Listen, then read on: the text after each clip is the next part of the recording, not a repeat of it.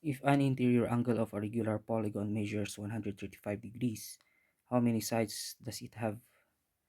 So in order for us to solve this one, so may gagamitin tayo ditong formula. So that is n is equal to 360 all over 180 minus theta, where n is the number of sides ng ating polygon, and yan yung hinahanap natin.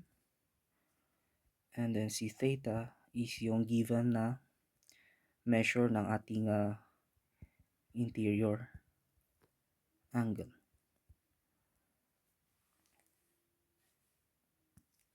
And yung ating interior angle ay 135 degrees.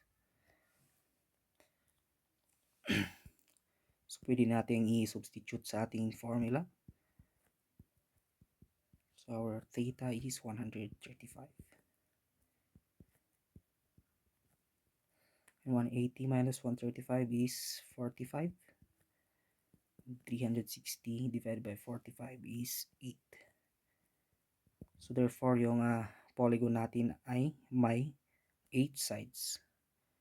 O yung tinatawag nating regular polygon na octagon. So a polygon that has 8 sides, we call that as an octagon. Okay, so yan lang.